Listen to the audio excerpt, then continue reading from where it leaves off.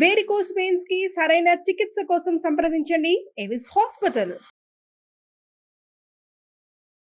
నమస్తే రమగారు. నమస్తే జయ. రమగారు, మనము నాయనార్ కథలు కూడా కొన్ని చెప్పుకుంటూ ఉన్నాం.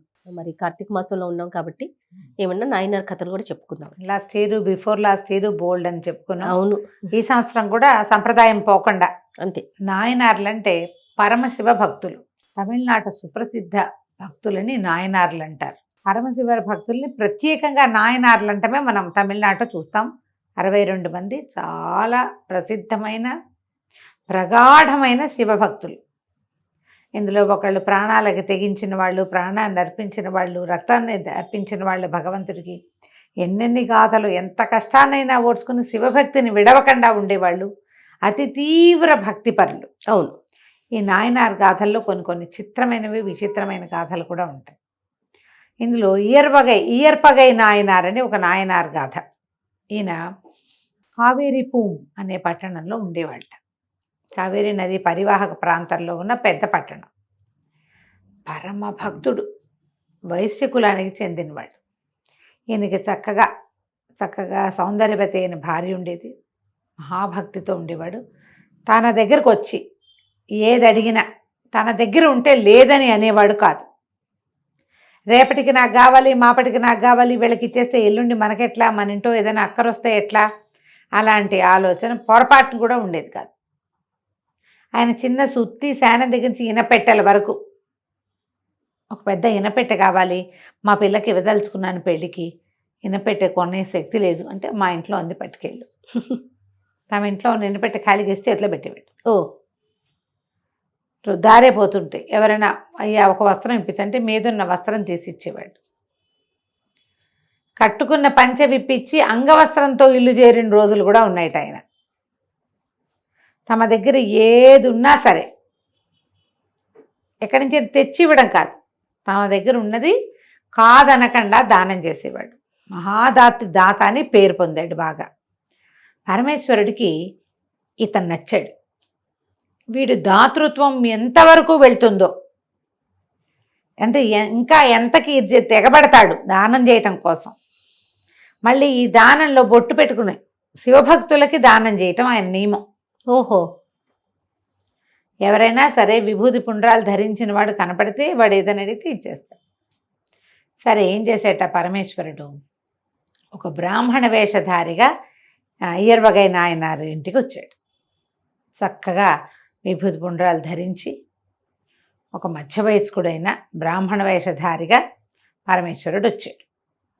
వస్తే ఆయన చూడడానికి సాక్షాత్ పరమశివుడల్లే కనపడుతున్నాయని లోపల పిలిచి కాళ్ళకి నీళ్ళిచ్చి, మంచినీళ్ళు ఇచ్చి, ఏదో ఆహారం అందించి, ఒక ఉత్తరీయం ఇచ్చి నమస్కారం చేసి, అయ్యా మా ఊరకు రారు మహానుభావులు, ఏం కావాలి మీకు, ఏం కావాలి, నేనేం చేయగలను, దాసుడు చేయగలిగిన సేవ ఏదైనా ఉందా అని అడిగాడు. ఆయన, నువ్వు చాలా దాతవని తెలుసుకుని వచ్చాను, నీ దగ్గర ఉన్నది కాదనకుండా ఇస్తావని ఊరంతా చెప్పుకుంటున్నారు. అంటే దానికి ఏం లోటు బాబు, నా దగ్గర ఏది ఉంటే అది, మీకు ఏది కావాలన్నా నేను ఇస్తా, దయచేయండి, మీకు చెప్పండి మీకేం కావాలి, ఇంతదని అంతదని ఆలోచించద్దు, ఇస్తే నాకెట్లాగో అని నాకెలాగో ఆలోచన, మీరు కూడా నాకట్లా ఆలోచించపోకండి, అడగండి ఇస్తానన్నాడు. ఆయన మెల్లిగా ఆలోచించి, నీ భార్యను కోరి వచ్చానయ్యా నేను అన్నాడు. అలాగే అవశ్యం స్వామి, తీసుకెళ్ళండి అన్నాడు. ఇయర్పగై నాయనారు తన భార్యని ఇచ్చేయడానికి ఆలోచించల, అలాగే అన్నాడు. అక్కడి నుంచి లేచి లోపలికి వెళ్ళి భార్యకి చెప్పాడు. అమ్మాయి, ఒక ఆయన వచ్చాడు, శివభక్తుడు, విభూతి పుండ్రాలు ధరించి సాక్షాత్తు శివమయుడుగా కనపడుతున్నాడు.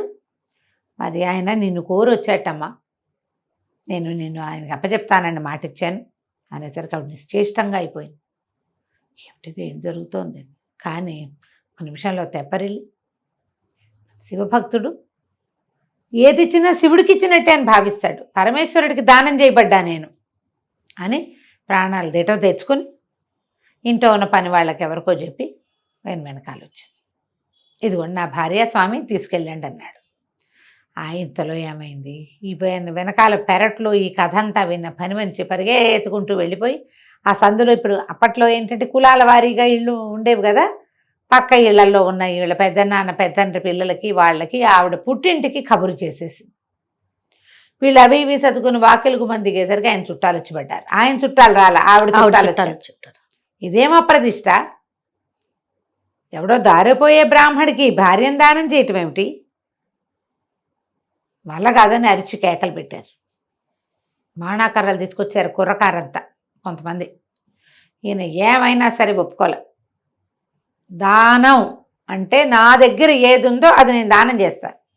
భార్య నాది, నాకు దత్తమైంది, నాకు దానం చేయబడిన వస్తువు, ఇస్తానంతే అనేసరికి చుట్టాలంతా అరిచి కేకలు పెట్టారు. కానీ ఈయన అన్నాడు, అయ్యా మీరు బయలుదేరండి అని బ్రాహ్మణ్ణి పంపించబోయాడు. బ్రాహ్మణుడు భయం వేస్తున్న వాడిలాగా పెట్టాడు మొహం.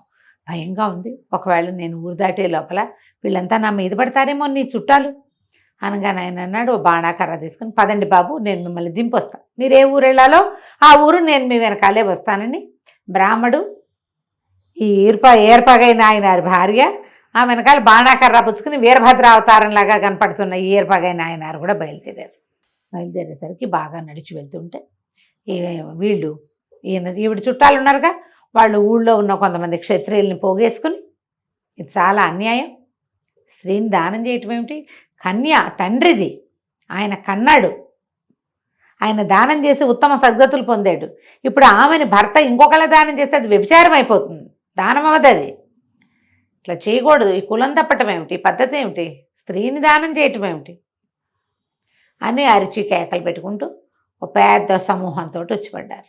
పడితే బ్రాహ్మడు బెదిరిపోయి వెనక్కి చూస్తుంటే ఆవిడందిట భార్య నాయనారు వాళ్ళందరినీ సమాధానపరుస్తాడు, తమరు పదండి అంది. ఆయన ఆవిడ నడుచుకుంటూ పోయారు. ఈ వెనక్కి తిరిగి చూసిన నాయనారా వచ్చిన మీద పడిన వాళ్ళందరినీ కొట్టేశాడు. కొట్టేసి మళ్ళీ వాళ్ళ వెనకాల నడవటం మొదలుపెట్టాడు.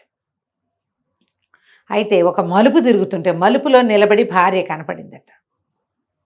ఆయన కనిపించలే. ఈయనేమనుకున్నాడు, అయ్యో బ్రాహ్మణాయన శివభక్తుడు భయపడి పారిపోయాడేమో భార్యను వదిలిపెట్టి అని వెళ్ళి, ఏమే ఆయన వెనకాల పరిగెత్తుకుంటూ వెళ్ళొద్దు నువ్వు. ఆయన ఎక్కడికి వెళ్ళాడంటే, ఆయన ఎక్కడికి వెళ్ళలేదండి, ఇటు మలుపు తిరిగాము ఇద్దరము, చూస్తుండగానే మాయమైపోయాడు, నాకు కనపడలేదు అనేసరికి అటు ఇటు వెతికారట ఇద్దరు. అన్ని పక్కల వెతికి పరమేశ్వర చేసిన దానం వృధా పోతోందే అని దుఃఖపడుతూ నుంచున్నట్టు ఆయన. మరి భయపడి ఆయన పారిపోయాడు. ఈ దుర్మార్గుల వల్ల కదా శివభక్తుడు నిరాశతో వెళ్ళిపోయాడు. ఆయనకి ఎంత స్త్రీ అవసరం ఉందో పాపం. దుఃఖపడుతూ నుంచుంటే పెద్ద మెరుపు మెరిసింది. ఆ మెరుపులో పరమేశ్వరుడు కనబడ్డాడు పార్వతీ సమేతుడు. భార్యని కూడా దానం చేయగలిగేవాడే ఎవడైనా లోకంలో ఉన్నాడంటే అది కేవలం నాయనార్ వల్లే అవుతుంది అని చెప్పి వీళ్ళిద్దరికీ సద్యో మోక్షాన్ని ఇచ్చాడట. ఆయన దానం చేశాడు, ఈవిడ ఒప్పుకుందిగా. చూడండి, భర్తకు తగ్గ భార్య, పతివ్రత కాబట్టి ఆవిడ ఒప్పుకుంది. వాళ్ళిద్దరికీ వెంటనే సాయుజ్యముక్తిని ప్రసాదించాడు. వాళ్ళ శరీరాలు దొరకలేదు అక్కడ. దూరం నుంచి మెరుపులు మెరుస్తూ ఉన్నది మాత్రం ఈ కింద పడిపోయినగా చుట్టాలు వీళ్ళలో చాలామంది చూశారు. మెరుపులు మెరిసినాయి. దానం తీసుకున్న బ్రాహ్మడు కనపడలేదు. ఎక్కడైతే వీళ్ళు నుంచుని మొదట వాళ్ళకి కనపడ్డారో అక్కడ పచ్చగా బోలెడని మొక్కలు పుట్టినట దారిలో. అది చూసి ఆశ్చర్యపోయారు. ఆయన పరమభక్తుడు నాయనారు, అందుకనే భగవంతుడు ఇట్లా వాళ్ళని కరుణించాడు, ఇదంతా పరీక్షేనని ఈ దెబ్బలు తిన్న వాళ్ళందరూ పరమేశ్వర ధ్యానం చేసుకుంటూ వెనక్కి తిరిగి వెళ్ళారు కదా కంచికి, మనం ఇంటికి. వా, నిజమైన భక్తులు కదా కదా. అంటే ఇది ఆ కాలంలో అలాంటి తీవ్రమైన భక్తి ఉండేది జయ. మనకి ఇది వింతగానే అనిపిస్తుంది. ఇది 12 దానం చేయటం ఏంటి అనిపిస్తుంది. 12-14 శతాబ్దాల్లోనే జరిగిందట ఇది. నమస్తే. నమస్తే జయ.